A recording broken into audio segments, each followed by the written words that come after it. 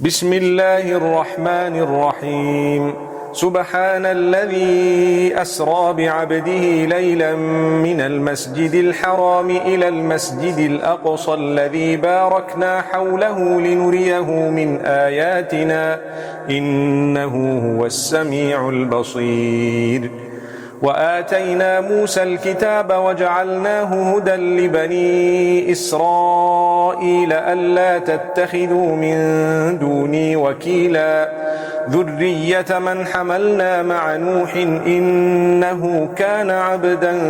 شكورا. وقضينا إلى بني إسرائيل في الكتاب لتفسدن في الأرض مرتين ولتعلن علوا كبيرا فإذا جاء وعد أولاهما بعثنا عليكم عبادا لنا أولي بأس شديد فجاسوا خلال الديار وكان وعدا مفعولا. ثم رددنا لكم الكرة عليهم وأمددناكم بأموال وبنين وجعلناكم أكثر نفيرا. إن أحسنتم أحسنتم لأنفسكم وإن أسأتم فلها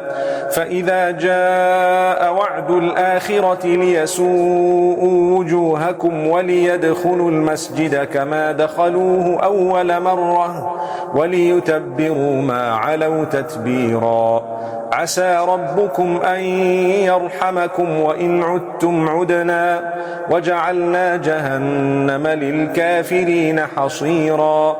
إن هذا القرآن يهدي للتي هي أقوم ويبشر المؤمنين الذين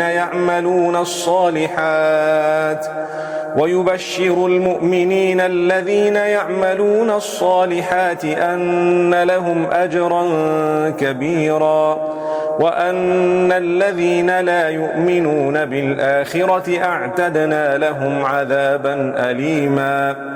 ويدعو الإنسان بالشر دعاءه بالخير وكان الإنسان عجولا.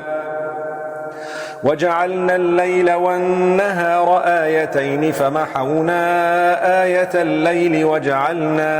وجعلنا آية النهار مبصرة لتبتغوا فضلا من ربكم ولتعلموا عدد السنين والحساب وكل شيء فصلناه تفصيلا. وكل إنسان ألزمناه طائره في عنقه ونخرج له يوم القيامة كتابا يلقاه منشورا. اقرأ كتابك كفى بنفسك اليوم عليك حسيبا. من اهتدى فإنما يهتدي لنفسه ومن ضل فإنما يضل عليها ولا تزر وازرة وزر أخرى وما كنا معذبين حتى نبعث رسولا. وإذا أردنا أن نهلك قرية أمرنا متر فيها ففسقوا فيها فحق عليها القول فدمرناها تدميرا. وكم أهلكنا من القرون من بعد نوح وكفى بربك بذنوب عباده خبيرا بصيرا. من كان يريد العاجلة عجلنا له فيها ما نشاء لمن نريد ثم جعلنا له جهنم يصلاها مذموما مدحورا. ومن أراد الآخرة وسعى لها سعيها وهو مؤمن فأولئك كان سعيهم مشكورا. كلا نمد هؤلاء وهؤلاء من عطاء ربك وما كان عطاء ربك محظورا. انظر كيف فضلنا بعضهم على بعض وللآخرة أكبر درجات وأكبر تفضيلا لا تجعل مع الله إلها آخر فتقعد مذموما مخذولا وقضى ربك ألا تعبدوا إلا إياه وبالوالدين إحسانا إما يبلغن عندك الكبر أحدهما أو كلاهما فلا تقل لهما أف ولا تنهرهما وقل لهما قولا كريما واخفض لهما جناح الذل من الرحمة وقل رب ارحمهما كما ربياني صغيرا ربكم أعلم بما في نفوسكم إن تكونوا صالحين فإنه كان للأوابين غفورا وآت ذا القربى حقه والمسكين وابن السبيل ولا تبذر تبذيرا إن المبذرين كانوا إخوان الشياطين وكان الشيطان لربه كفورا وإما تعرضن عنهم ابتغاء رحمة من ربك ترجوها فقل لهم قولا ميسورا ولا تجعل يدك مغلولة إلى عنقك ولا تبسطها كل البسط فتقعد ملوما محسورا إن ربك يبسط الرزق لمن يشاء ويقدر إنه كان بعباده خبيرا بصيرا ولا تقتلوا أولادكم خشية إملاق نحن نرزقهم وإياكم إن قتلهم كان خطأ كبيرا ولا تقربوا الزنا إنه كان فاحشة وساء سبيلا ولا تقتلوا النفس التي حرم الله إلا بالحق ومن قتل مظلوما فقد جعلنا لوليه سلطانا فلا يسرف في القتل إنه كان منصورا ولا تقربوا مال اليتيم إلا بالتي هي أحسن حتى يبلغ أشده وأوفوا بالعهد إن العهد كان مسؤولا وأوفوا الكيل إذا كلتم وزنوا بالقسطاس المستقيم ذلك خير وأحسن تأويلا ولا تقف ما ليس لك به علم إن السمع والبصر والفؤاد كل أولئك كان عنه مسؤولا ولا تمش في الأرض مرحا إنك لن تخرق الأرض ولن تبلغ الجبال طولا كل ذلك كان سيئه عند ربك مكروها ذلك مما أوحى إليك ربك من الحكمة ولا تجعل مع الله إلها آخر فتلقى في جهنم ملوما مدحورا أفأصفاكم ربكم بالبنين واتخذ من الملائكة إناثا إنكم لتقولون قولا عظيما ولقد صرفنا في هذا القرآن ليذكروا وما يزيدهم إلا نفورا قل لو كان معه آلهة كما يقولون إذا لابتغوا إلى ذي العرش سبيلا سبحانه وتعالى عما يقولون علوا كبيرا تسبح له السماوات السبع والأرض ومن فيهن وإن من شيء إلا يسبح بحمده ولكن لا تفقهون تسبيحهم إنه كان حليما غفورا وإذا قرأت القرآن جعلنا بينك وبين الذين لا يؤمنون بالآخرة حجابا مستورا وجعلنا على قلوبهم أكنة أن يفقهوه وفي آذانهم وقرا وإذا ذكرت ربك في القرآن وحده ولوا على أدبارهم نفورا نحن أعلم بما يستمعون به إذ يستمعون إليك وإذ هم نجوى إذ يقول الظالمون إن تتبعون إلا رجلا مسحورا انظر كيف ضربوا لك الأمثال فضلوا فلا يستطيعون سبيلا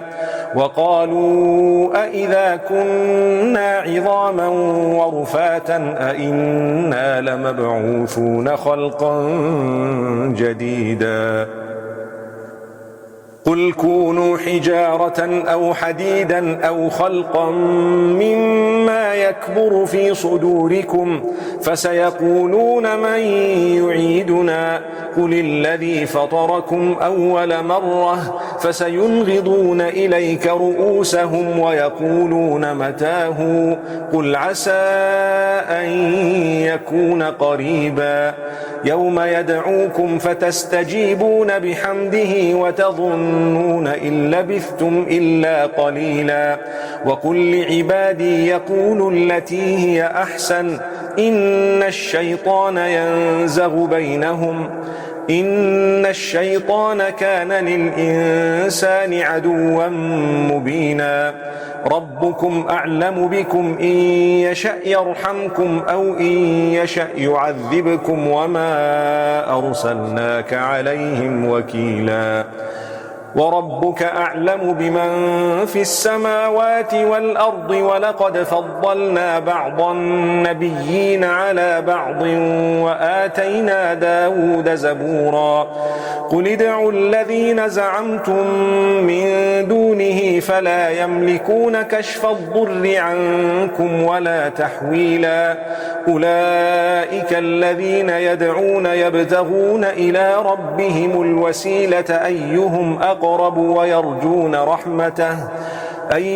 أقرب ويرجون رحمته ويخافون عذابه إن عذاب ربك كان محذورا وإن من قرية إلا نحن مهلكوها قبل يوم القيامة أو معذبوها عذابا شديدا كان ذلك في الكتاب مسطورا وما منعنا أن نرسل بالآيات إلا أن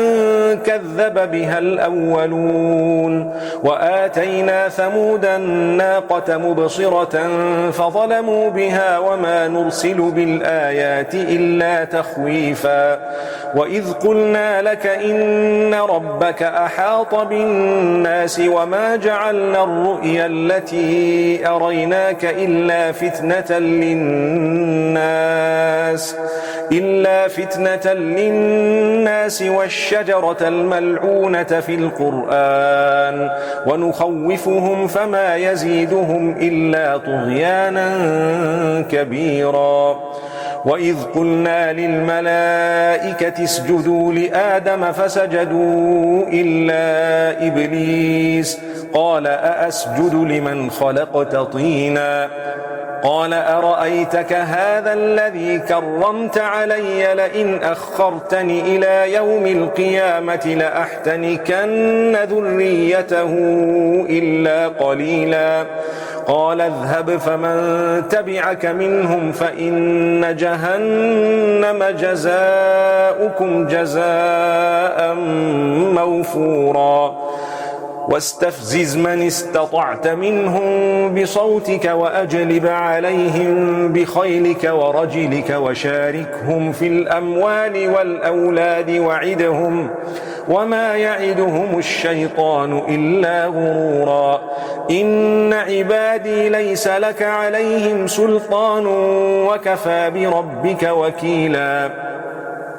ربكم الذي يزجي لكم الفلك في البحر لتبتغوا من فضله إنه كان بكم رحيما وإذا مسكم الضر في البحر ضل من تدعون إلا إياه فلما نجاكم إلى البر أعرضتم وكان الإنسان كفورا أفأمنتم أن يخسف بكم جانب البر أو يرسل عليكم حاصبا ثم لا تجدوا لكم وكيلا أم أمنتم أن يعيدكم فيه تارة أخرى فيرسل عليكم قاصفا من الريح فيغرقكم بما كفرتم ثم لا تجدوا لكم علينا به تبيعا ولقد كرمنا بني آدم وحملناهم في البر والبحر ورزقناهم من الطيبات وفضلناهم على كثير ممن خلقنا تفضيلا يوم ندعو كل أناس بإمامهم فمن أوتي كتابه بيمينه فأولئك يقرؤون كتابهم ولا يظلمون فتيلا ومن كان في هذه أعمى فهو في الآخرة أعمى وأضل سبيلا وإن كادوا ليفتنونك عن الذي أوحينا إليك لتفتري علينا غيره وإذا لاتخذوك خليلا ولولا أن ثبتناك لقد كدت تركن إليهم شيئا قليلا إذا لأذقناك ضعف الحياة وضعف الممات ثم لا تجد لك علينا نصيرا وإن كادوا ليستفزونك من الأرض ليخرجوك منها وإذا لا يلبثون خلافك إلا قليلا سنة من قد أرسلنا قبلك من رسلنا ولا تجد لسنتنا تحويلا أقم الصلاة لدلوك الشمس إلى غسق الليل وقرآن الفجر إن قرآن الفجر كان مشهودا ومن الليل فتهجد به نافلة لك عسى أن يبعثك ربك مقاما محمودا وقل رب أدخلني مدخل صدق وأخرجني مخرج صدق واجعل لي من لدنك سلطانا نصيرا وقل جاء الحق وزهق الباطل إن الباطل كان زهوقا وننزل من القرآن ما هو شفاء ورحمة للمؤمنين ولا يزيد الظالمين إلا خسارا وإذا أنعمنا على الإنسان أعرض ونأى بجانبه وإذا مسه الشر كان يئوسا قل كل يعمل على شاكلته فربكم أعلم بمن هو أهدى سبيلا ويسألونك عن الروح قل الروح من أمر ربي وما أوتيتم من العلم إلا قليلا ولئن شئنا لنذهبن بالذي أوحينا إليك ثم لا تجد لك به علينا وكيلا إلا رحمة من ربك إن فضله كان عليك كبيرا قل لئن اجتمعت الإنس والجن على أن يأتوا بمثل هذا القرآن لا يأتون بمثله ولو كان بعضهم لبعض ظهيرا ولقد صرفنا للناس في هذا القرآن من كل مثل فأبى أكثر الناس إلا كفورا وقالوا لن نؤمن لك حتى تفجر لنا من الأرض ينبوعا أو تكون لك جنة من نخيل وعنب فتفجر الأنهار خلالها تفجيرا أو تسقط السماء كما زعمت علينا كسفا أو تأتي بالله والملائكة قبيلا أو يكون لك بيت من زخرف أو ترقى في السماء ولن نؤمن لرقيك حتى تنزل علينا كتابا نقرأه قل سبحان ربي هل كنت إلا بشرا رسولا وما منع الناس أن يؤمنوا إذ جاءهم الهدى إلا أن قالوا أبعث الله بشرا رسولا قل لو كان في الأرض ملائكة يمشون مطمئنين لنزلنا عليهم من السماء ملكا رسولا قل كفى بالله شهيدا بيني وبينكم إنه كان بعباده خبيرا بصيرا ومن يهد الله فهو المهتد ومن يضلل فلن تجد لهم أولياء من دونه ونحشرهم يوم القيامة على وجوههم عميا وبكما وصما مأواهم جهنم كلما خبت زدناهم سعيرا ذلك جزاؤهم بأنهم كفروا بآياتنا وقالوا أئذا كنا عظاما ورفاتا أئنا لمبعوثون خلقا جديدا أولم يروا أن الله الذي خلق السماوات والأرض قادر على أن يخلق مثلهم وجعل لهم أجلا لا ريب فيه فأبى الظالمون إلا كفورا قل لو أنتم تملكون خزائن رحمة ربي إذا لأمسكتم خشية الإنفاق وكان الإنسان قتورا ولقد آتينا موسى 9 آيات بينات فاسأل بني إسرائيل إذ جاءهم فقال له فرعون إني لأظنك يا موسى مسحورا قال لقد علمت ما أنزل هؤلاء إلا رب السماوات والأرض بصائر وإني لأظنك يا فرعون مثبورا فأراد أن يستفزهم من الأرض فأغرقناه ومن معه جميعا وقلنا من بعده لبني إسرائيل اسكنوا الأرض فإذا جاء وعد الآخرة جئنا بكم لفيفا وبالحق أنزلناه وبالحق نزل وما أرسلناك إلا مبشرا ونذيرا وقرآنا فرقناه لتقرأه على الناس على مكث ونزلناه تنزيلا قل آمنوا به أو لا تؤمنوا إن الذين أوتوا العلم من قبله إذا يتلى عليهم يخرون للأذقان سجدا ويقولون سبحان ربنا إن كان وعد ربنا لمفعولا ويخرون للأذقان يبكون ويزيدهم خشوعا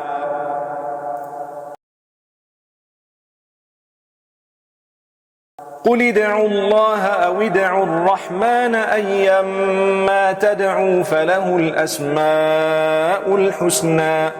ولا تجهر بصلاتك ولا تخافت بها وابتغ بين ذلك سبيلا وقل الحمد لله الذي لم يتخذ ولدا ولم يكن له شريك في الملك ولم يكن له ولي من الذل وكبره تكبيرا.